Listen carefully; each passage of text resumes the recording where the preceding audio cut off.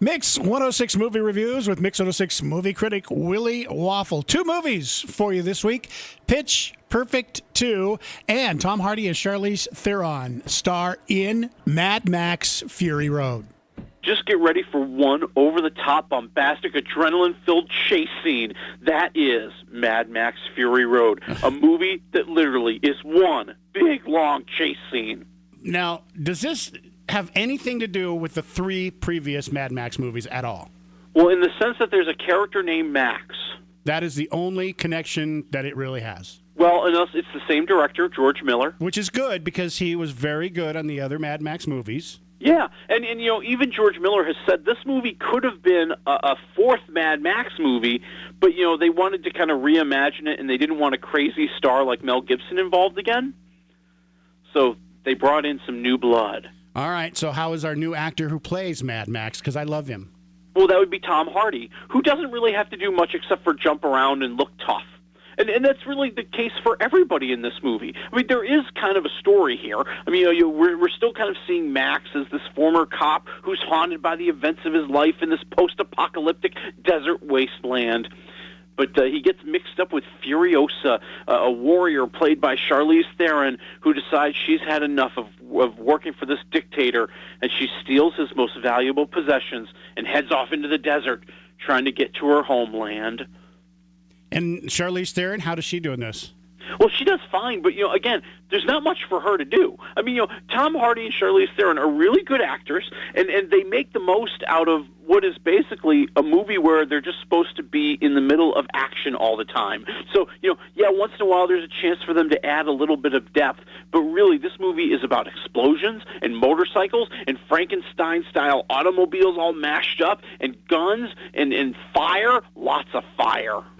So there's a similarity, too, because that's pretty much the other Mad Max movies were about the action and also some of the absolutely over-the-top crazy characters that were in the movie. Yeah, and this movie is just taking right off from there. And it's probably one of the most visually stunning movies you'll ever see because it just looks so raw. I mean, you really are in the middle of the Australian outback, and you just feel the dirt and the dust and the heat, and then you just see all these crazy, just whacked-out characters going crazy. I can't wait for this thing. I've been planning to see it opening weekend, so I'm going this weekend. Help me out. What did you give it? I'm going 2.5 waffles for Mad Max Fury Road. I was hoping for 3. Well, there's not a lot of story going on here, people. There's not supposed to be a lot of story, Willie. Did you watch any of the other Mad Max movies? There really wasn't a story there either. Okay, good point. All right. I think this may be a huge movie weekend for me because I think my wife may drag me to see Pitch Perfect 2. Oh, see, there's the beauty of my being single. Now, the first one was funny. I'm actually kind of looking forward to her dragging me to this movie and me going, well, come on, it's a singing movie, but okay, I'll go and I'll laugh. Am I going to go and laugh?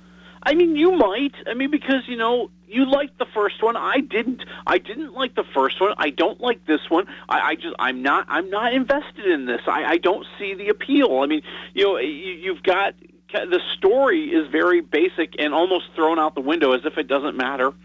And what you're left with is a movie where they're trying too hard, as far as I'm concerned. They're trying too hard to create moments and memories instead of, you know, creating a movie and letting the moments within the movie shine because they work so well with the story. Here it's like, well, we need another montage. We need another singing performance. And it just all just gets thrown in together. None of it really stands out for me. All right, so help me out because I really did like the last movie. So if I did like the last movie, is this one similar to that enough that I'm going to enjoy this? Yes. All right. How about Rebel Wilson? Because I thought she was fantastic in the last movie. There's a lot of Rebel Wilson in this movie. She's starting to be very funny. I mean, she's funny, but I just feel like her act is it's growing very repetitive.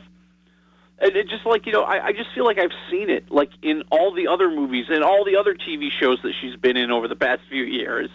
Wow, you really didn't like this movie. I didn't. I just don't buy in. I know that makes you hate me. I know that means I will get all sorts of angry tweets and emails this weekend from, you know, mean tween girls who just want revenge on me. I get it. All right, so I want 2 scores here. I want your score 1 waffle. 1 waffle. Now I want a score for everybody who went to the first Pitch Perfect movie and loved it. 3 waffles. That's what I thought. That's what I like to hear, Willie. All right, so this is actually the last really good movies that we have this month. I'm not thinking there's anything coming out the rest of the month, right? Excuse me? Oh, what do we have next week? How about next week we have George Clooney in Tomorrowland? Yeah, Disney. Well, there's also a Poltergeist remake next week. That's going to be interesting to see what you think of that one. Yeah, I know, because that's one of the big movies from my childhood. Me too. They're back. Don't be messing up my movies from the 80s, people. All right, we'll talk to you next week, Willie. All right, talk to you next week.